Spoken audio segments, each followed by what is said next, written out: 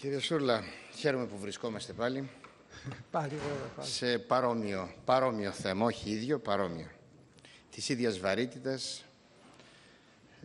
Είπατε ότι την ευθύνη τη φέρει η διοίκηση. Πράγματι, και το κράτος φέρει την εποπτεία του νοσοκομείου. Έχει την εποπτεία του νοσοκομείου, βέβαια έχει και τρεις εκπροσώπους του μέσα στη διοίκηση και ο ένας εξ αυτών έχει και τα οικονομικά. Η ερώτηση είναι η εξής, μάλλον θέλω την αίσθηση.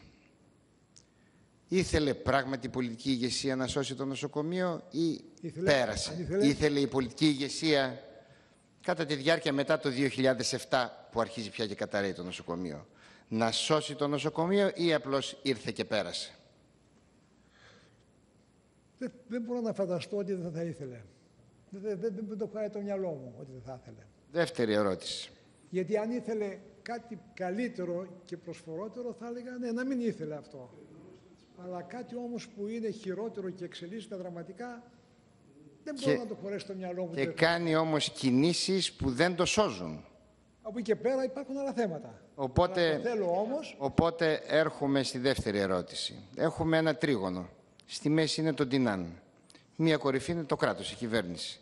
Δεύτερη κορυφή, ο ιδιωτικός τομέας της υγείας που βλέπει ένα νοσοκομείο να επιχορηγείται, να ανεβαίνει, να είναι ανταγωνιστικό. Και τρίτη κορυφή, μία τράπεζα η οποία κατά την άποψή μου και κατά την άποψη πολλών μεθοδεύει πλέον με έναν τρόπο είτε έξυπνο είτε κακότεχνο, μεθοδεύει την αγορά του νοσοκομείου. Αισθάνεστε ότι υπάρχει, διαισθάνεστε, δημιουργείται η αίσθηση, όχι βεβαιότητα, τίποτα έτσι, απλά και μόνο έχοντας όλη αυτή τη μεγάλη εμπειρία, ότι υπάρχει ένα σύστημα διαπλοκής είτε ανάμεσα στην κυβέρνηση και τον ιδιωτικό τομέα, είτε ανάμεσα στην κυβέρνηση και στην τράπεζα, έχοντας υπόψη τα αποτελέσματα του νοσοκομείου Ντινάν. Και πάλι δυσκολεύομαι να το καταλάβω αυτό. Ειλικρινά σας μιλάω. Δηλαδή, δεν μπορώ να φανταστώ ότι μπορεί να υπάρχουν υπουργοί πολιτικοί οι οποίοι μπορούν για να προσποριστούν κάποια ωφέλη, να έχουν στηρίγματα πολιτικά για να ανεβούν, να κρατηθούν στην εξουσία, μπορούν να προβούν σε τις ενέργειες. Αυτό μου είναι αδιανόητο. Θα πείτε, πολλά πράγματα αδιανόητα έχουν συμβεί, αλλά γι' αυτό εσείς εδώ το βρείτε. Άρα θα το θεωρούσατε ως μια κακοτεχνία όλη αυτή την ιστορία? Όχι, δεν μπορώ να το διανοηθώ. Μερικά πράγματα μου είναι αδιανόητα.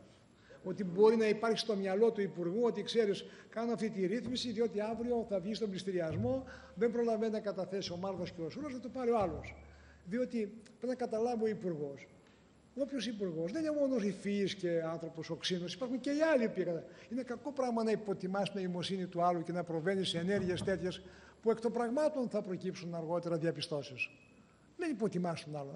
Και δυσκολεύω να το κάνω. Δηλαδή, εγώ δυσκολεύω. Κάτι είπατε προηγουμένως περί της δύναμης των οικονομικών ολιγαρχών όμως. Κάτι είπατε προηγουμένως περί της δύναμης των οικονομικών ολιγαρχών. Τεράστια. Η οικονομική ολιγαρχία, μα τι λέτε. Επειδή δεν μπορείτε να φανταστείτε κάποια πράγματα γι' αυτό. Μα το θέμα το μεγάλο δεν την κερδίζουν λεφτά οι άνθρωποι. Και ελέγχουν την πολιτική ζωή του χώρα. Πάντως μια κακή εξέλιξη σε γενικές γραμμές, μια κακή εξέλιξη σε μια επιχείρηση, ένα νοσοκομείο, οπουδήποτε, είναι αποτέλεσμα δύο πραγμάτων. Ή κακότεχνων χειρισμών ή ενός συστήματος διαπλοκής. Δεν νομίζω να υπάρχει κάτι άλλο. Ένα από τα δύο. Και μια τρίτη ερώτηση. Και από τα δύο όμως είναι διερεύνηση. Μια τρίτη ερώτηση, επειδή ήσασταν και ως γραμματέας διαφάνειας και γνωρίζετε και από δημόσιες συμβάσεις. Όπως ξέρουμε, σε κάθε διαγωνισμό, είτε στον ιδιωτικό τομέα είτε στο δημόσιο τομέα, πολύ δε περισσότερο σε έναν τομέα που θεωρείται ότι υποπτεύεται από το κράτος, έχουμε δύο βασικές αρχές, είναι της διαφάνειας και της ίσης μεταχείρισης. Αυτές οι δύο αρχές καταλήγουν σε ένα πράγμα. Διαφάνειας και ίσης μεταχείρισης, σε ένα διαγωνισμό. Ίσης μεταχείρισης. Αυτές οι δύο αρχές καταλήγουν σε ένα πράγμα που λέει ότι εκ των προτέρων πρέπει να είναι γνωστοί όλοι οι όροι ενός διαγωνισμού σε όσους συμμετέχουν. Αυτό είναι στη θεωρία των συμβάσεων. Και με άνεση χρόνου. Είναι, λοιπόν, θα ήθελα να σας διαβάσω 3 σειρές. Είναι από αυτήν την συμφωνία εμπιστευτικότητας μια μορφή διακήρυξης κατά το διαγωνισμό Πανασέα που ήταν πριν τον πληστηριασμό, ο οποίος θεωρήθηκε άγωνος. Στην ενότητα 5 στα γενικά γράφει το εξής. Είναι 4 σειρές. Ο ιδιοκτήτης, που είναι το Ρίκος Ντινάν, διατηρεί ρητός το δικαίωμα, χωρίς αιτιολογία, ανά πάσα στιγμή και από οποιαδήποτε άποψη, να τερματίσει ή να τροποποιήσει οποιαδήποτε πτυχή της παραπάνω διαδικασίας ή συναλλαγής.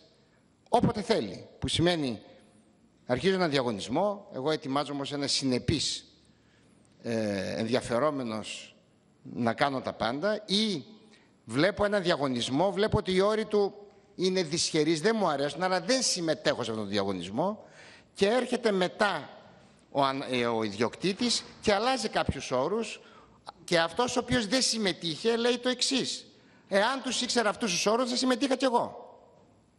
Πρώτη παρατήρηση. Δεύτερη παρατήρηση, γράφει ένα και ιδίως, αφήνω το πρώτο, πάω στο δεύτερο, ο ιδιοκτήτης να αποδεχθεί ή να απορρίψει οποιασδήποτε οι άλλες προκατακτικές, αναθεωρημένες, δεσμευτικές ή άλλες προσφορές, χωρίς αιτιολογία και ως εκ τούτου. Ή άλλες προσφορές σημαίνει καταθέτουμε 4, ανοίγουν οι φάκελοι μας, βλέπουν όλοι βλέπουν τα πάντα και έρχεται ένας πέμπτος ξαφνικά. Εμείς στη θεωρία των δημοσίων συμβάσεων αυτόν το λέμε αλεξιπτωτιστή. Έρχεται ένας πέμπτος και καταθέτει μία προσφορά. Αυτό γίνεται δεκτό στο πλαίσιο αυτού του διαγωνισμού. Θεωρείτε ότι αυτοί οι όροι αρμόζουν? Αυτή ήταν πάλι σε μια τροπολογία.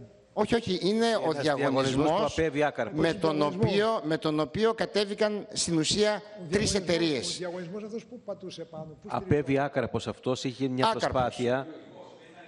Πριν, όχι, ήταν ένας διαγωνισμός ο οποίος... Προκήρυξη μάλλον, προκήρυξη. Ναι, τα ενδιαφέροντος, να ακριβολογήσουμε. Πρόσκληση ενδιαφέροντος. Πρόσκληση ενδιαφέροντος. Δεν έχει σημασία.